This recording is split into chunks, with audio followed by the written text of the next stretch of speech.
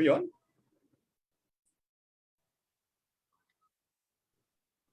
Yep, it says live on Facebook. First time we're using Zoom to do this. Trying to see if okay. I think it shows. Let me see on on our phones and see whether it is there. All right. Best. Okay, I think we're on. I can see it on my phone. I think you brought it down to the. Yeah. There we go. So fantastic. We are on live. Alhamdulillah. Assalamualaikum, everybody.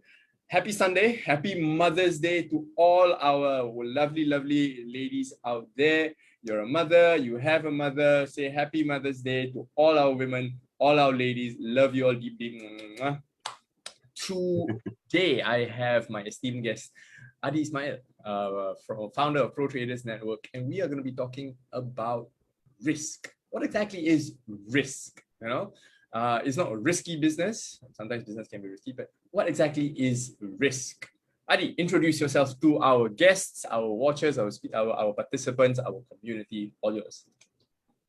Assalamualaikum to everyone out there. Yes, today we're going to talk about risk, and thank you, Afiq, for introducing me. And of course, this is a topic that everyone is interested in, and it's actually a topic also that people don't want to discuss because most of us as investors, we usually just want to look at the upside, but it's also important to also be aware of the risk and the downside that could happen to your investments, and be prepared on what you can do and need to do when the time comes if the investment reverses against you. Right, Afiq? Betul, absolutely. And so I think the easiest way we can define risk is just this: losing money, right? Losing money. Any of you out there watching right now, folks, if you're watching, I'm watching the comment section. I'm watching the comment section. Drop us any questions that you have about risk, because today we are going to be talking about how risk affects us as halal investors, how we can reduce risk, of course, and here's the best part, how you can take on more risk. So let's go in with the introduction about risk in general. Ardy has been a trader for the past 20 years, 30 years, is it? 20 years. 20 years? 20 years? 30 years too long already. 30 years is too long, Yeah, actually since 1999, yeah. So I've been looking at a lot of, market cycles, and to me, those are risks. Yeah. So before we go into those main points, maybe Afiq, you want to discuss or rather share of how you understand risk? So in my role as a financial advisor, a chartered financial consultant, even way back when I was in banking, risk, while the easiest definition is the chance that you might lose money. That's it. It's the chance that you lose money. So for example, if I put in, say, $100 into the stock market, right? And I don't know what's happening in the stock market. It can go up, it can go down. There's ways to measure it for the professional investors out there. There are many ways. There's alpha, there's beta, there's the VIX index, there's all that. But for us as halal, regular investors, normal guys on the street, risk really just means what are the chances I lose my money. There's many ways to try to make an educated guess about where it's going, right? And those are all the risk management and risk mitigation strategies. But ultimately, at the end of the day, risk is really the chance of you losing money. Like, for example, if I go date a new girl, for example, if I go date a new girl, like, hey, hi, very nice, very pretty, what are the chances that she's a gold digger? That's the risk of losing money, right? Joking. Or on the flip side, if you meet a wonderful girl, and she, they always say behind every successful man is a woman. Is a good woman, right? And she pushes us to success, alhamdulillah. And then we make money from it. Not from her, but we make money from it. Then the risk has come down, we make money. So in my days in banking and even today, there are many ways to define risk. But the easiest one is to say the chances of losing money. Yep. So I guess when you actually invest in any asset, there is always risk. If there is no risk, let's say I come to you, Afiq, I say, Afiq, I'm going to sell you an investment, but there's no risk at all, totally no risk. You just put your money in this scheme, and you get percent every single month. What will you say to that, Afiq? I said, because it's you, bro. Because it's you. You are the one who recommend me. I sell my house. I put everything into it, bro. Because it's you. Okay, I tell you what. Basically, there's no such thing, as a no risk investment. Even if you put in bonds, right, there is still risk, right? Although it is on a lower level, right? There are things like investment schemes which promise like good returns, like 1% per month, guaranteed, and then they say that there's no risk. So when it comes to something like that, when it's too good to be true, it usually is. And that could actually be a potential Ponzi scheme, right? Oh my God, yes. Oh my God, yes. Have you seen any of these recently? Because I know 10, 20 years back they were so common, but now, do you still see them?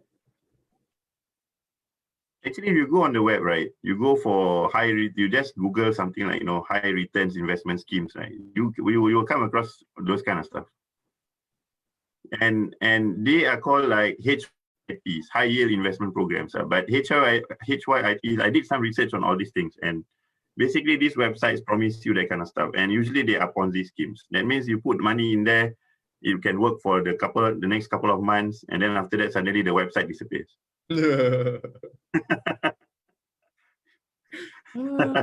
Yeah. So, 404 error, right? 404 error. I myself have seen quite a few in my time, right? People always tell me, oh, this fellow promised me X% per month. I was like, really, per month? So you're per month. Then I did the annualized calculation. You sure it's double-digit returns per year, no? It's really, yeah. Okay. This is a fantastic time to share with you a story I heard. Not heard. I was there. I experienced it. So before the pandemic, about a year and a half, maybe almost 2 years ago now, we are in 2021. A friend of mine brought me to meet this guy, and I sat down with them. And he came in, he got a nice piece of paper, he started drawing. He was basically telling me that, if you put in X dollars, right? If you put in 16,000, if I remember, $16,000, we'll actually give you 12% the first month.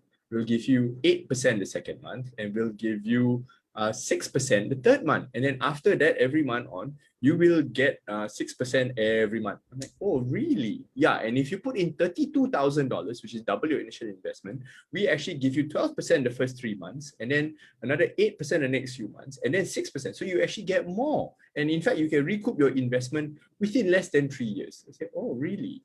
Really, really? I said, oh, okay. And I wanted to know what is the underlying investment. Oh, you give us the money. We do our own things with the money in the background. You won't need to know. You just collect your money. And here's the worst part of all. Orang Melayu kita.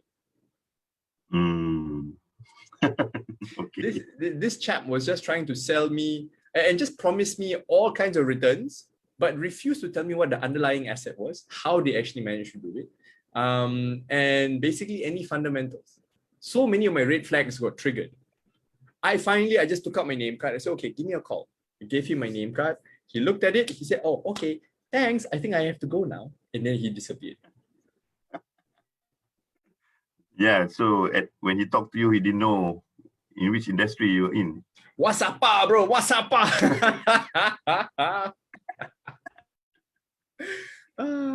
yeah, this is the thing, you see. You're absolutely right. I mean, there's for us as retail investors, there's so many opportunities out there being thrown at us every single day, right? Whether it's from the banks, whether it's from the insurance agents, whether it's from some weird chap just down the street, even family, even friends, because they all don't know any better.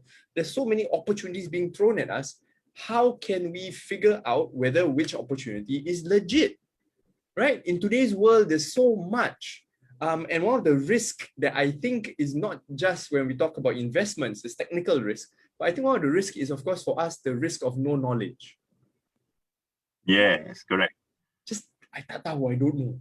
I don't know. Just, okay, sounds good. I think we are bombarded also with too much, products.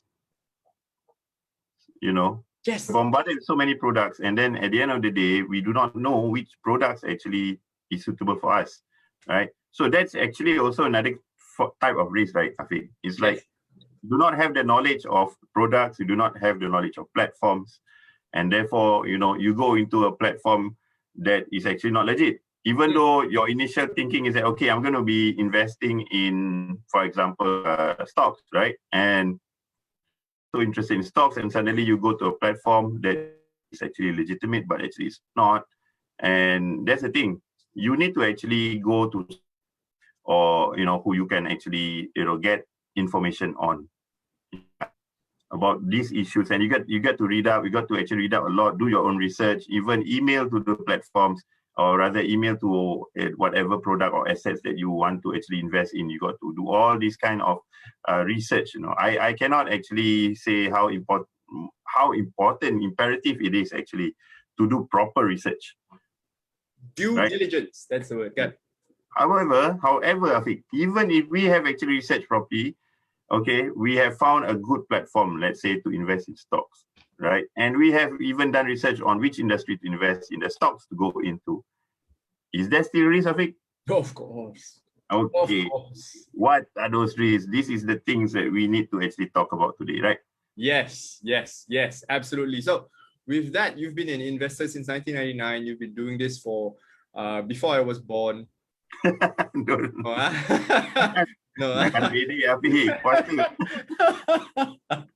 Before I was born. Before you were born.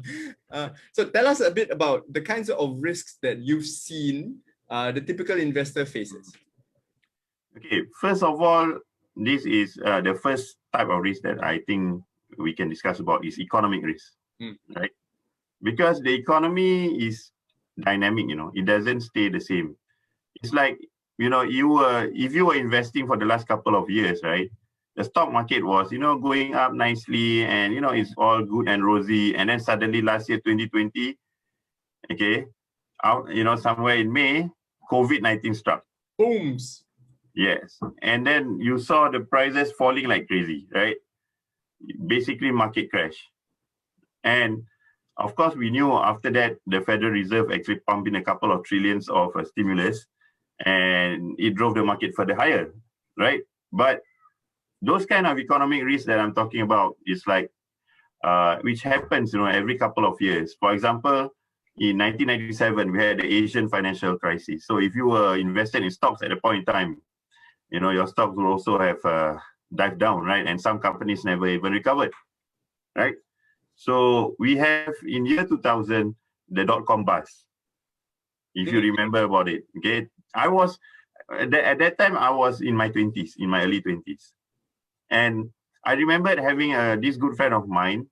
His name is Mr. Teo, and he's in his 40s, and, I love to actually, my hobby is actually fish keeping. So I mix around with a lot of fish keepers, and some of them can be actually much older than me and all that. And I gain experience from, talking to them, dealing with them. And this particular guy, he was like the operations director of IBM, and he was, quite well connected as well. So he was telling me, hey, Ardy, my friend yesterday made a BMW, Oh. Yeah, he told me that. I said, what do you mean made a BMW? And he said, yeah, yesterday the stock market, when, there's a dot-com company that actually, just IPO'd, and then this guy pumped in, a sum of money, and it basically went right 10x in a couple of days. Yeah, so he made a BMW. So, okay, I said, well, how can I make a BMW? It sounds good, man. But at that time, I don't have much money. A couple of thousands here and there giving tuition. So, yeah, but I did start investing during that time, but not much. I guess I had about 5,000, 6,000 lying around. So I traded basically and was inspired by all these people. But I wasn't going into the US stock market because it's something alien to me at that point in time. And I was just trading mainly Singapore stocks in the SGX. And I saw how actually, you know, I was thinking one day I want to go into the US stock market because I saw that the potential for returns is quite high. But having said that, okay, when the dot-com bust, okay, happened, when the market actually imploded, that actually caused a lot of pain to a lot of people as well. Yeah, I remember that. I remember that. I was just born. No. Yeah, but I remember that there was the dot-com bubble was intense for a lot of people. Yeah. So people basically lost their shit, you know, investing in dot-com companies, and because some of them are still around, but most of those companies that were actually IPO'd at that time, some actually folded because they had nice business plans, you know, saying that, you know, this company could do this, could do that, you know, and one example is Netscape, right? They did browsers. Oh yeah, Netscape. My God, that was so long ago. Yeah. So Netscape basically was like one of the first few browsers, and it became very popular. And you know, some people thought that nobody could actually overtake them. Okay, they are the best browser, and nobody could actually overtake them. But today, you know who's actually the king of browsers, right? Can be Chrome, can be Firefox. Yeah. Maybe I think the top of the market is Internet Explorer. Sorry, anybody who's watching who loves Internet Explorer, I'm sorry. It's a joke. It's a joke. Internet Explorer. Google, right? Basically, you know that Google is Chrome lah. You call it Chrome right now, but it's owned by Google, right? Basically, yes. Google is like the king of search engines and all that, right? So they actually overtook Netscape, and now Netscape is nowhere to be seen. I totally forgot about Netscape, for the longest time. I think it just faded away. I remember Netscape was the hot stuff when I was in poly at one point. People were looking at all the different browsers, and I think Firefox was just something really, really new at that point. We had Netscape. Netscape was the one that was supposed to challenge Internet Explorer. Yeah. Right? Internet Explorer came because it was just built into Windows. Everybody could use it. Right. And then you had Yahoo also. Yes. Right. Yahoo was very popular back then, right? So yeah, okay. What I'm trying to say here is that, well, the market can rise for whatever reasons. Okay, it can be due to exuberance. It could be due, a new technology that people have actually begin to realize that, okay, it's going to be crafting the future. The talk is always like that. Of course, we all want to be hopeful, right? That the technology can actually improve our lives, and that this company that's involved in this sector, we're using this technology, okay, the share price will rise and all that. Yes, the thing is that it's the speed of the rise. If it's too fast, the fall is also going to be fast. What do you call it? Steep up and then steep down, right? Yeah, right. So that's the problem with markets. This is what I've been seeing over the years. Okay, this is me sharing some of my experiences. When I see a particular stock or a particular asset goes up too fast, right? It's actually you got to be worried as well, because when it reverses, it's going to fall fast. Okay, there's a high chance it's going to fall fast. So I would prefer a gradual increase, appreciation in price over time.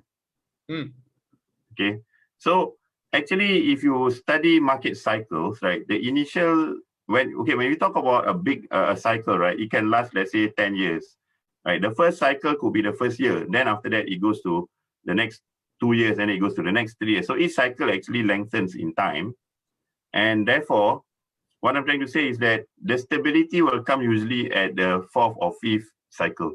The first initial cycles are usually fast-moving prices and very volatile, right? So that's what we are seeing now in the cryptocurrency market. New Wild West kind of thing at this point. Regulation is there, but not much regulation. Therefore, it's volatile, and volatility is good for some, but not good for others. So you need to actually also understand, your own approach towards investing, and of course trading if you are doing trading as well, right? So okay, back to economic risk. So 2000, we had the dot-com bust, and then in September 11, 2011, 2001, we had, you know what happened, right, to the New York building, right? World Trade Center. Yes. So that also is considered a risk, right? And after September 11, we had in 2008 a financial crisis caused by the subprime mortgage issue, right? So that again, these are all economic risks that we need to take note of. It's not within our control actually. It's not within our control. We call these systemic risks, right? Yeah. It's outside our control. Yeah. So you got to be aware of all these things, and that it might happen at one point and another and affect your investment. If you are a trader, if something like this happens and you see it on the chart, and let's say your investment starts to go against you by 10%, you might take a stop loss, or you cut your losses and just leave the market or something like that, right? Yep. But for those who are in longer term investments, they might just be like averaging down. That's one way to actually basically that's one particular method that people use when markets go against them. But however, there is a disadvantage to it as well, because if you are averaging down a stock whose price is keep on going down and never going to come up, you'll just be holding on to stocks that are going to continue to lose value. And when can you actually get out of it even, right? Right. At an 80% loss? You see, these are things which you have to consider, because the stock that you are in, if it's a good stock, for example, with good fundamentals, for example, if you look at Apple, you know that they release iPhones and they have a strong following, a huge community. And although it's not a Sharia compliant stock, I'm just giving an example, right? If it falls in price, right, there's a high chance that it will rebound. But let me share with you my experience again. I ever bought a particular stock, right? And it's still there in SGX. It was at that point in time, it's more about 18 years ago, and it was selling at about 30 cents. It's one of the penny stocks. So I learned from this lesson of mine, but I would just like to share. And that stock from 30 cents, 35 cents, it made profit when I bought, but I didn't sell. And then after that, it went against me. And right now, I'm still holding to that stock, but the value of that stock is 1 cent. Wow! Oh my God, 30 to 1 cent. That is 300% down. No, 300% is 10 cents. 3,000% down. Basically, for me, it's like nearly 99% down. Gone. Can I ask what stock that is? KLW. KLW. What is KLW? KLW Holdings. Oh my God. How much is it now, Afiq? I didn't even bother to actually look at the price. Hold on, let me get a quote for you. KLW is now called HS Optimus. Is that right? Oh, now it's Optimus Prime. I don't know if it's formerly known. I don't know if I'm looking at the right one. KLW Holdings on SGX. Chart is showing me 0. Maybe it's delisted. Half a cent. 0.005. Not even 1 cent. Half a cent. Yeah. See, that's why I would like to share this experience and this story, because we cannot just share good stories. We have to share, the stories that are, basically that didn't turn out well, so that investors and listeners out there, can actually learn from our experiences, and the things that they should not do and they should do, because we have gone through the battlefield, the battle zone, and lost money, right? But we are still here. We have not given up. We may have lost the battle, but we are still fighting the war, right? Yeah, you are right, Afiq. Right. So if you want to be an investor or trader, you cannot give up, right? You cannot give up. Every single trade that you make or investment that you make, it can result in either a profit or a loss. So, but if you can control your loss, then you could actually survive and continue to become an investor. That's the whole point, right? To survive and thrive. Absolutely. I cannot tell you how many times that I have given up in my investing journey. many times. If you want to say on SGX, a long time ago, I think it was 2008, 2009, somewhere there lah. I was a fresh grad, just started work, and a friend of mine, we were in a stock market software company, and he was saying, oh, let's play with IPOs and all that. And there was this one particular IPO, if you remember, it's called Hutchison Port Holdings Trust, HPHD. Yep. Right? And telco, right? Is it doing telco? Is it doing telco? No. It was doing Port Authority, ports. Port authorities, okay. HPHD, Hutchison Port Holdings Trust. And what had happened was, IPO, like, oh, best fresh. Everybody's like, hey, IPO fever. I think I sank in about $2,000. $2,000. It IPO'd, I think, at $1 something. Let's look at HPHD today. Okay, HPHD stock quote on Bloomberg. Bloomberg, if you're watching this, please sponsor us a Bloomberg terminal. 23 cents. I think. Yeah, according to this, HPHD, 23 cents. Long story short, economic risk, right? Economic risk. So that was what was the point you were making? And we are talking about risk. One of the risks that us as investors will face is the fact that markets will go up and go down. Individual stocks will go up and go down. Some will skyrocket for those crypto investors to the moon. Some will skyrocket, some will just go down and just get delisted and totally disappear. And so that's one of the risks that we face as investors. We call it economic risk or market risk. That something might go up, something might go down. What other kinds of risks are there, Ardy? Okay, so we have talked about economic risk, market risk, right? We can also there's other type of risk which is inflationary risk, right? This is something that we should also consider, because inflation is like a tax on everyone, right?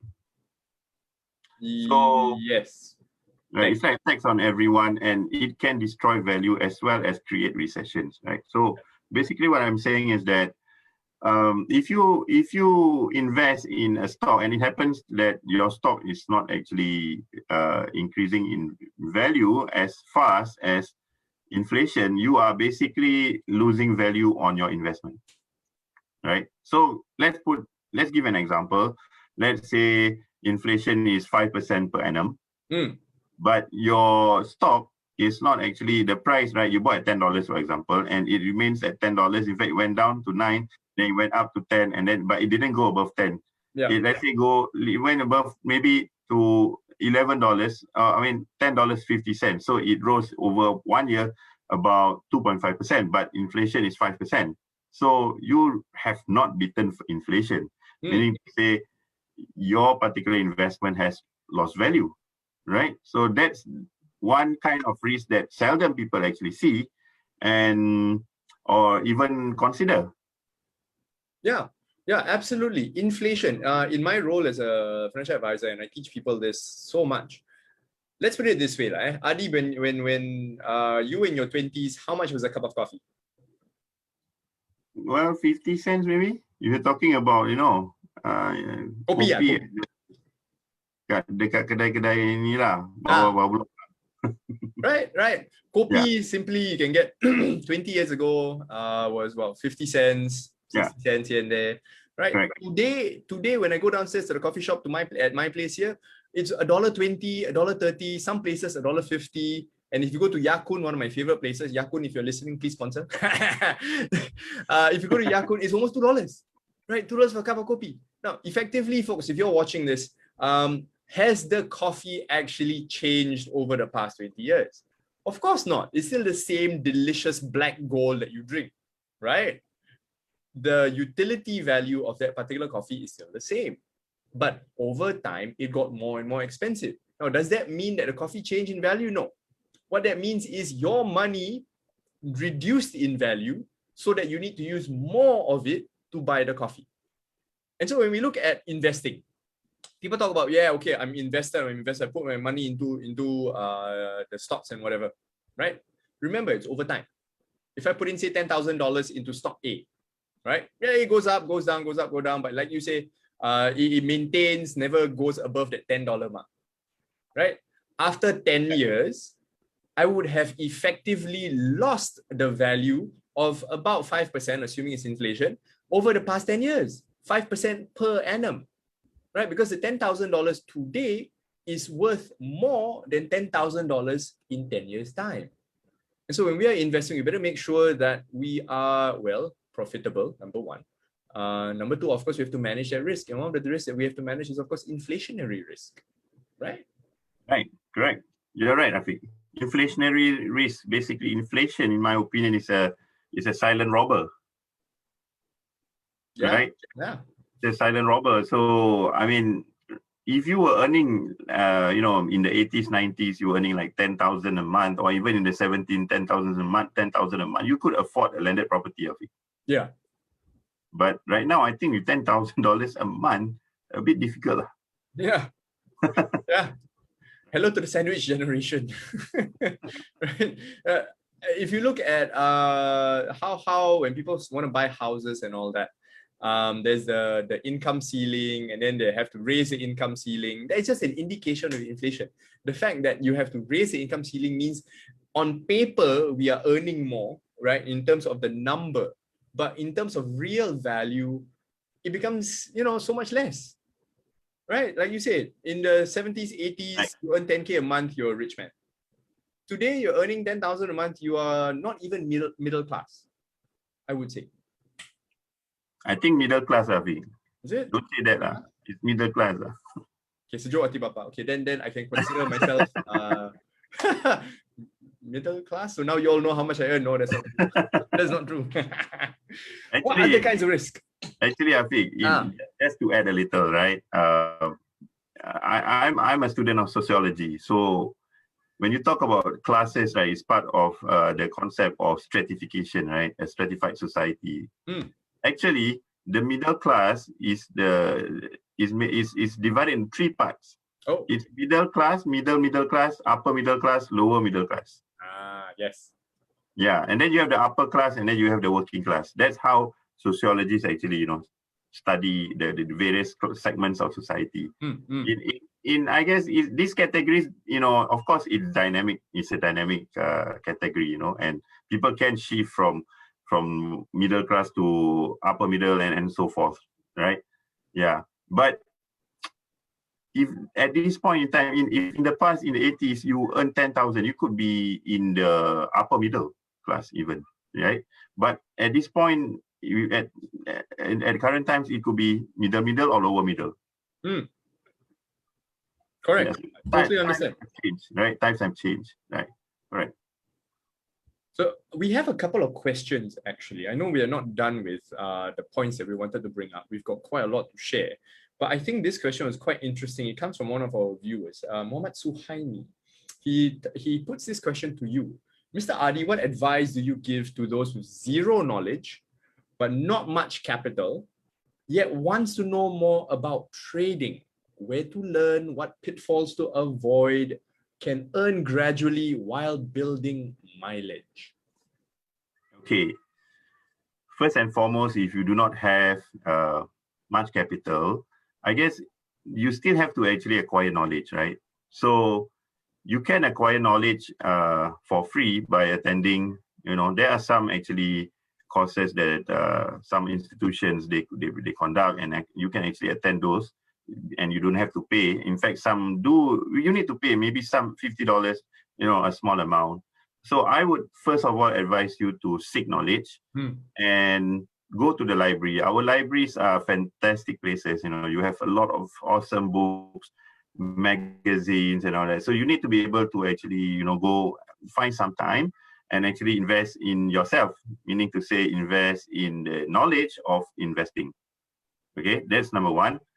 Number two, if you could actually get an advisor, someone who can actually mentor you, that will be the best, because the markets are dynamic, things are always changing, and it can confuse you. So you could actually look for a mentor or a group, a community of traders and investors, okay, that can actually help you out, because they Halal Investing Network.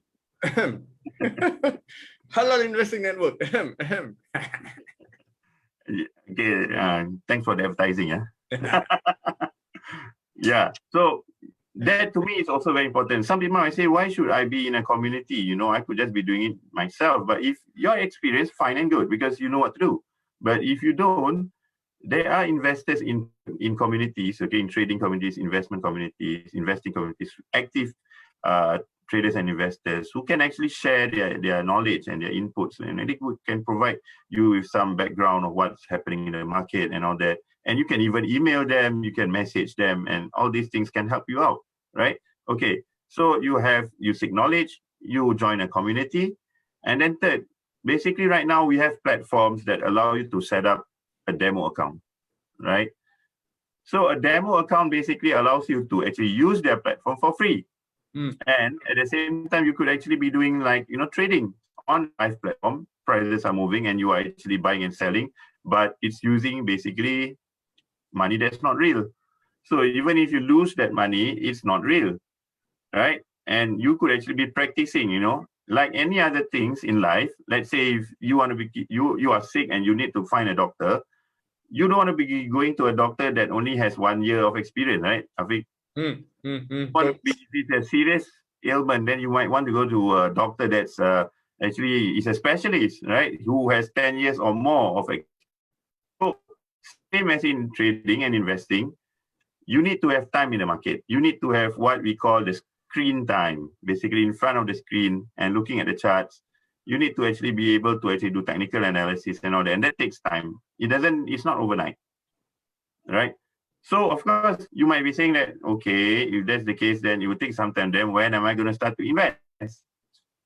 So I would say that you shouldn't be hasty, all right?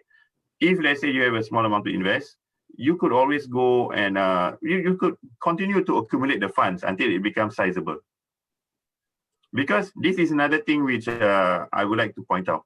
There are people that have small amounts of money and then they put in so much effort into the research, into learning and all that, let's say, and then when they actually start to invest, and they are earning small amounts, like a couple of hundreds, and then they feel like, hey, why am I wasting my time?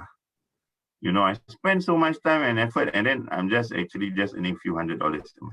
And then after that, they give up. Worse if they lose money, right? And then they say, no, this thing is not for me. So the thing is that it's okay to actually start with small amounts, and then you get real life experience of investing. And that experience can actually help you and guide you as when is bigger, right? Because like I said, when I first started, I had like $3,000 to actually trade stocks. And you know what? I told my father, I said, I'm doing stocks right now, and I'm trying my best to get knowledge. I'm going to the business library and borrowing books from the business library in NUS, and learning about technical indicators. I'm trying to actually implement and take action. And then he said, yeah, that's good, that's great. Then after that, he talked to his friend. Then his friend is an experienced investor. You know what he said? He said, hey, your son, 3,000, like waste time. That's not the way to invest a trade in stock, you see. Okay, that's demotivating to me. But okay, let's look at what he has just said. They're like, okay, I got 3,000. I earn 10%. It's like $300 each way. Okay, what $300 can last me a month, no back. Because I don't spend so much. Just food on transport and maybe a t-shirt that costs $10 at that time. $300 means a lot, but to others, he says that it's a waste of time. So it all boils back down to yourself as well. If let's say you have a small amount of money, a couple of thousand, but to me it's still good to start. But if it's too small, you just have 1,000, then I think you accumulate the funds first and try out demo trading. Yeah, you're right. You're right. To see the absolute value in your hands is actually very, very important. In fact, the other day I met a good friend of mine, and he was trading. He was trading forex, and he's been doing this for a few years now. Now, I like the guy. I really, really like the guy. I treasure his friendship, and we catch up once a year. And he showed me one of his trades that he said was a winning trade, and he showed me that this little thing moved in 230 pips. So he was doing forex, right? He was doing forex, and he moved 230 pips. And I was like, wow, that's a fantastic move. That's a good call on your part. And then I asked him the golden question: how much did you make? typically how much you make. Or he said, this one, if I put a few $1,000s in, blah, blah, I would have made maybe $2,300. But I asked him, you're not answering my question. How much did you make? Or he plays small. I only made $23. And that day we had dinner with $23. He made $23.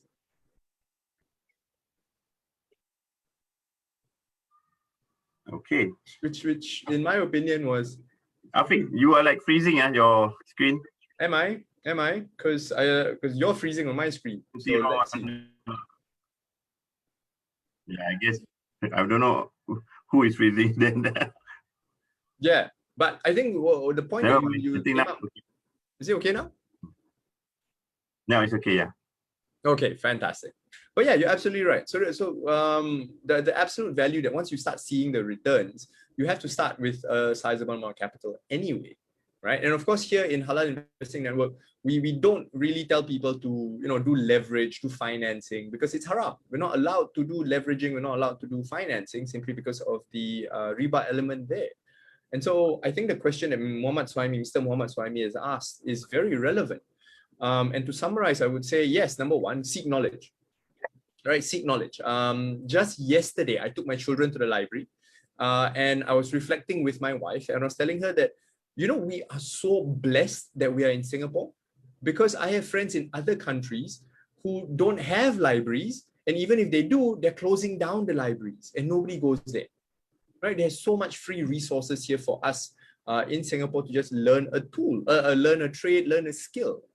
Yeah, libraries are one, YouTube is another. There's so many free resources there. And the second point that you brought up, which I think was so valuable, is finding a mentor, finding a community. Right? Somebody once told me, if you want to go fast, go alone. But if you want to go far, go together. And in the past past week that I've joined you in one of the group chats, I saw, it's very dynamic. A lot of people are sharing good information, a lot of good opinions. Doesn't necessarily mean that everybody is right 100% of the time. But the important thing is when I voice out my opinions to my mentor, to my groups, then I get different views. Right? Rather than being alone in myself, I put a box over my head. It's like shouting my own name. I hear the echo come back. Yes, Afiq, you're right. Yes. The echo chamber. and of course, the third thing is, of course, practice. Well, like you say, practice. I have lost a lot of money myself. I've been trading in and out since I first started in banking, I think about 10 years ago. And even then, I'm still constantly learning. I'm still honing my knife, practice. That's the most important thing. So I think Muhammad Swaimi says, oh, okay, good. Thank you so much. He mentioned read books. For the amount made is not important for now compared to actually get moving, the know-how, how to get a return. He is asking for book recommendations. Do you have any particular ones, Ardy?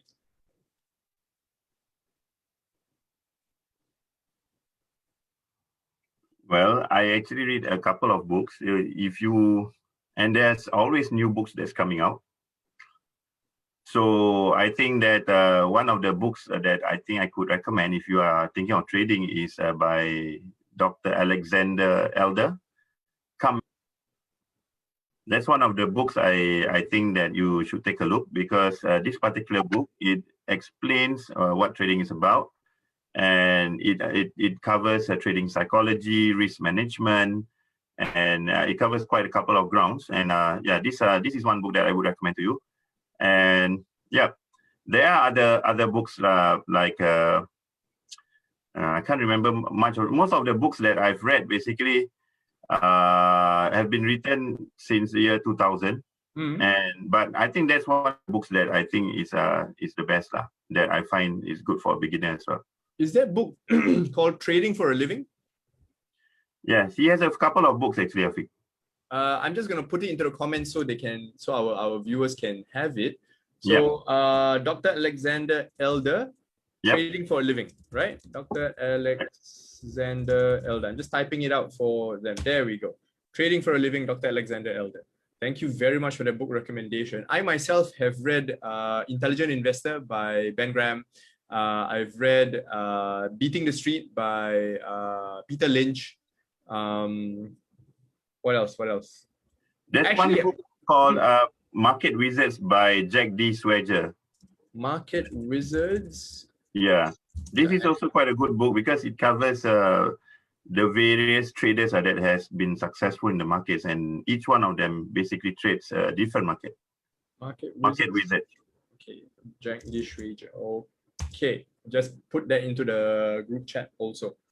Yep. Really, it's just finding out there's so many books we've read. I think we more remember the authors than the book itself.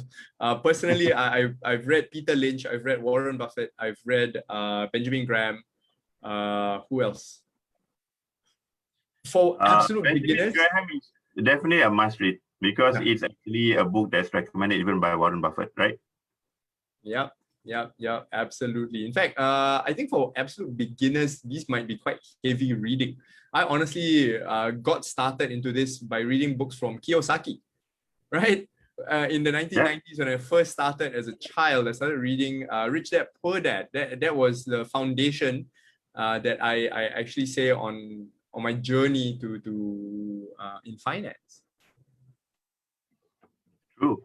I would recommend Robert Kiyosaki's book as well, because I think that when I first read that book, right, it actually changed my mindset, right? Because he talks about, the cash flow quadrant. And to me, it's a very simple concept, but it can be life-changing, in fact. Understanding that there are actually 4 quadrants. Most of us are in the E quadrant, which is employee. And then you have the small business quadrant, where you actually own the job. For example, if you own a nasi lemak stall, right, and it's just one stall, it's not a franchise, so you have to go to the stall every day to actually work and sell your nasi lemak. So this is basically the E quadrant. You have the B quadrant, the business quadrant, where you build a system and employees, people work for you. And the I quadrant, which is the investor quadrant, okay? Basically, you make money work for you, and which is the main thing about what we are talking about, right, Afiq? Yes, absolutely. And yes, Muhammad Swaimi says he's read Kiyosaki. Fantastic effort there, bro. Keep reading. The thing is, learning never stops, right? Learning never stops. Just keep learning. I myself have read many books, and I'm still learning, and I'm also learning with Ardy. In fact, here in Halal Investing Network, we have this intention that we want to share whatever we have learned, and we just want to share it with the community as much as possible. Ardy focuses a lot on active investing, trading in different asset classes.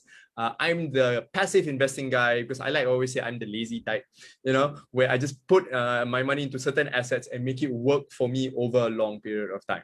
And on that note, with time, I would like to say one of the biggest risks that people don't realize is the risk of time. It works both ways, right? People always tell me, when's the best time to invest? I always say yesterday. And the next best time is today. And on that note of time, when you want to be invested, whether it's active, whether it's passive, I think people have to understand that time is such an important factor. In active investing, we need to know when and how long we'll be holding for, when to take our profits, when to put in our stop losses, and to be patient. And even more so when it comes to passive investing, people always think, oh, okay, I'm going to invest this for the next 10 years. And that's the thing. People always say, okay, I'm going to do for 10 years. Do we have the guts to hold for that 10 years? Do we have the right strategy to hold for that 10 years? Do we have the right assets to put into that 10-year plan? I myself have seen people who hold bonds for 10 years. And after 10 years, their 10,000 is 10,000. And then I have people who put that 10,000 into global equities, into stocks. And after 10 years, they've doubled their money. I have seen that myself personally. And so when it comes to this, time is one of those biggest risk factors that people don't really see. Kan, what do you think, Ardy? Yep, time is actually an important factor in investing, right? They say patience pays the bills. I love that. Okay, what does it mean when you say patience pays the bill? Basically, when you invest, right, you need to be able to give time for your investment to grow. It doesn't, you cannot always expect your investment to, grow like overnight or within 1 year. It can sometimes take more than that, years, even 4 years, 5 years. But that's when you actually get the really good returns, whereby you could actually, make like more than 100% in your stocks. Yep. I mean, just look at one of the most recent stocks that we actually covered, Afiq, Crocs, right? Just last year, it was just $10, right? But now it's $100. 10 times, my God, kaya kasut, man. Yeah, I mean, if you had put in, like, say, let's say $10,000 into Crocs, right? Let's say you bought it at, let's say you bought it at $10, right? And if you're impatient, it went to $20 and you sold off and never put back the money inside, you would have lost a big chunk of the profits, when it actually rallied, right? So you would have felt proud, yeah, I mean 100%. But then now when looking back, you would regret. But of course, the issue of regret is another issue that we should talk in another discussion, right? Oh my God, yes. Regret, oh my God. What's it? How does the song go? Regrets, I've had a few. But then again, too few to mention. But yes, and that's the thing, right? Regrets, we can have that another conversation. Speaking of which, looking at time, we've got the next 5 to 6 minutes. I know we only said this for 1 hour. We can continue this until the cows come home. We'll never end. And so I would like to wrap this up actually in the next 5 minutes so that, we can schedule in the next one. Ardy, what are your closing statements on the topic of risk? Okay, we have talked about risk, and risk is inherent in investments. We know that, but that's the thing. We need to be educated. We need to have the courage, right? Sometimes some of us are not confident. That's why we need to have a community. You need to have a mentor to actually be guiding you. So these are things that you should actually take note of. And we have talked about economic risk. We have talked about inflationary risk. Yeah, there's a couple of other risk factors actually which we didn't cover. There's things like, risk of being too conservative. There's a credit risk, currency risk. There's so many other types of risk that actually are inherent when you invest. But I think for what we have for today's session, I guess it's enough for you to understand the several main factors that you should, think of when discussing about the issue of risk. And I hope our examples that we have given, to you from our success and also, as well as our failures, would also give you an insight of, if you come into the journey of investing and trading, what you can expect. Yeah. Absolutely. Thank you very, very much. That was awesome. I mean, on the topic of failures and successes, I mean, I always like to tell my friends, if life is like a game, right? And you don't play games on easy setting, right? You play on easy, it's not fun after a while, right? You need to have some difficulties here and there, a bit of challenges here and there to absolutely, truly have lived life, right? People always say bruises and scars always make for good conversation.